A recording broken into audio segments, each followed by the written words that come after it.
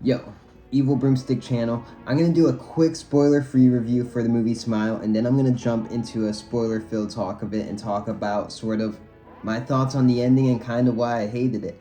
But I will say spoiler-free, overall, I really like Smile. Super fun time at the movies. I went into this movie expecting a terrible horror movie. That's what I thought it looked like from the trailers. It reminded me of movies like Truth or Dare and Slender Man and The Bye Bye Man, and I love those movies. Those so bad it's good, like fun horror movies. I thought it was gonna be one of those, but it was actually had great scares, had great acting. It was like sort of a traditional like horror curse film, but it was pretty fun for the most part, and I was really impressed by it. Yeah, it was way better than I thought. If I were to grade it, I'd give Smile a solid B+. So jumping into spoilers for the film, I say in the title of this that I don't like the ending for Smile, and that isn't clickbait. I don't like the ending, and I think it sort of ruins the film's rewatchability and just thinking about the film going back. I was so deeply on board with this film that I walked into thinking it was going to be terrible, but it was so much better than I thought, and the acting was incredible from Sosie Bacon, the lead. I thought she did a phenomenal job in getting you to really like root for her and care for her, because in the beginning of this film we see her, I'm assuming you've seen the movie now if you're watching spoiler review, when the first girl kills herself and she's trying to plead like, nobody's listening to me, you're not listening to me, you're just calling me crazy, and then she killed herself, and like I believed her, and I was like, well damn, this girl Rose who's supposed to help these people didn't believe this girl at all, and it kind of like made me a little bit pissed at her. I'm just like, you might deserve to be the next. But throughout the film, seeing like the person she was and everything she was going through, and just sort of the way she handled the situation as like trying her absolute best to explain this to people and gather evidence so she doesn't sound like an absolute lunatic, I slowly began to root for her to the point where I really liked this character. And to see the ending was just tragic. I'll jump to the ending in a bit. This is Parker Finn's feature full-length directorial debut. I think he did a great job. He put a lot of jump scares in this movie. Normally, I don't like jump scares in horror films because it deflates all the tension that you're building once you do a jump scare.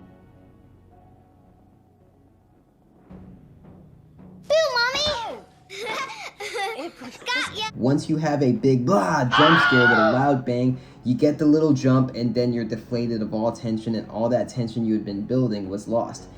This dude Parker Finn put jump scares in his film, but they weren't annoying, I didn't think. A lot of them actually did like scare me, make me jump, but they were in fun ways, and every time Smile actually scared me in the film, it actually made it more fun and enjoyable. I actually found this film really funny too. This part I don't know whether it's intentional or not, but like the part where she's at the party, the birthday party for the 7-year-old kid, that scene's fucking insane. And like it's super fucked up, and I was like, oh my god, I feel so bad for this girl just watching her with the dead cat in a box. But at the same time, it's so funny the way she like choke slams herself like through the glass table, and like what else the fuck do you do at that point when your cat's dead, you gave it to your nephew, and now you just got choke slammed through a table by an invisible person, and everyone's looking at you like you're crazy, and she's cut up all over the wrist, and she just fucking screams. She's like, ah, like fuck, and she's just crying. And I love that. That's another thing I always like in this movie, is just the way Sosie Bacon just says the word fuck.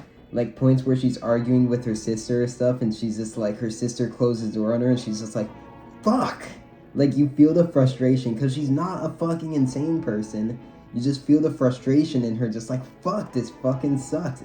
I'm sure other reviews have said this, but it's very, very reminiscent, and I think definitely has to take some inspiration from It Follows. The ending scene where the tall woman like walks and like comes in through the door, like that's straight out of It Follows. Even the lighting in the room and everything, and the way the person walked, it was straight out of It Follows. There's a couple scenes, and of course just the fact of a curse being spread person to person. We've seen this before in like The Ring and It Follows. So before I jump into why I hated the ending, I really like Smile overall. It was just a blast to watch throughout the whole movie. I thought the acting from Sosie Bacon was fantastic. I really liked her ex-husband dude, and I thought her actual like fiance was a piece of shit. The way he like wouldn't believe his wife and was just like, you're crazy right now. Like, this is your fiance. This is the girl you love, and you're you're pushing her away when she's going through like what seems like the hardest shit ever, even if he doesn't believe her and thinks she's losing her mind. The way he sort of just pushed her away and distanced himself from her instead of trying to work on this with her because he's her fucking fiance, I thought was crazy. And the ex-husband dude I thought was great, and I'm like, you should totally be with this guy. And you find out in the end, you know, she has, because her trauma sort of affected the relationship. I love that. It's a horror movie that also makes you care about like her fucking ex-husband and their past relationship and her relationship with her sister. I thought the sister and the sister's husband in this film were hilarious. The way at one point the husband's just like, you can't come inside, I don't think you should be talking to her, and the sister gets in front of him and she's like, shut the fuck up, and she tells him like, go the fuck inside or something. This movie's so funny. The fucking ending of Smile. I think in every great horror curse film, there has to be a way for your film to ultimately work. There has to be a way to beat the curse. In It Follows, this curse has spread throughout multiple victims, and the reason the film is about Jay is because Jay is the one who finds out the way to break the curse and defeat the demon in It Follows. And you can still speculate, they do leave It Follows like a little bit open to interpretation on whether she really beat it or not, but you can have the opinion, and I have the opinion watching the film multiple times, that she defeated the demon at the end of It Follows. But in every film, in The Ring, in It Follows, there's a way to beat the curse in these horror films. The hero has to have a way to defeat the villain, because if there is no way for the hero to defeat the villain, it makes it feel kind of pointless in a way. The xenomorph in Alien is said to be the perfect organism. You can't kill it because its acid will drip through the floors and suck you out into space. So Ripley has to find a way, and that's what the film is about. How do I defeat this thing? And at the end of the film, she finds the way to trap herself in that thing and suck the xenomorph out into space. In Smile, it seems there is no way to defeat the demon, because when she sets the demon on fire, I was like, oh, that's interesting. It was like a physical entity that only she could see, and that makes sense how it was opening doors and doing all this stuff, and she burnt it alive, and it was sort of symbolic of her burning down her grief and trying to put it in her past with her mother, and then burning down the demon in itself. But then that's shown to be all a vision, and that's the twist, that all that was fake. It was all a vision, and she's still back at the cabin, and she ultimately falls victim to the demon and kills herself, and it spreads. And it makes me think, why was the film about her? If there have been so many victims of this demon, what makes her special? Because she put in all this work and did all this research that I doubt the other victims did.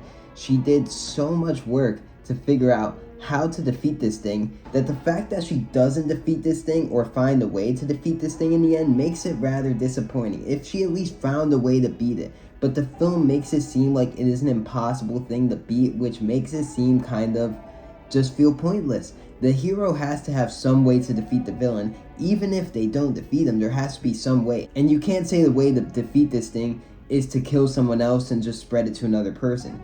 That's not defeating it. That's just passing it on. That's just spreading it on. I feel like to say the way to defeat the curse in this film is to kill yourself before it kills you, because passing it on isn't defeating it. Passing it on is just passing it on to someone else. The only way to defeat the curse in this film is to kill yourself. I don't think that is just makes it hold up at the end of the day. As a solid horror curse film, I like there to be a way for the hero to defeat the villain, because otherwise the villain, I think, is just overpowered. And in this, there is no way presented to us to defeat the demon. Now, I know if they would have defeated it, they can't make a sequel, and they want to make a sequel, but I would love to know if Parker Finn created like an alternate ending, or just in his head an alternate ending. If there was a way to defeat the demon, what was the way to defeat the demon? Like in Stranger Things, Max puts the headphones on to survive Vecna. There has to be a way to defeat the curse. Otherwise, it's an overpowered villain with no way to beat it, and that's the one thing I don't like about Smile. But I still overall really like the movie, and I sort of like the creature design they came up with for this demon. It was a really tall, freaky looking lady, and then when it opened her face and you saw what it really is, and it climbs into her, and you know, like, she's dead at this point, and that's this thing killing itself. I thought it was really cool. It's a really fun horror movie, had some good scares, had some great jump scares that actually like made it even more fun. It was not sure if it was intentionally or unintentionally, but I also thought it was very funny. That's my thoughts on Smile. Before you go, Etsy.com/shop/evilbroomstick. I make hand-painted horror hats of all different horror films if you want to get one for your head. Thanks for watching. Peace.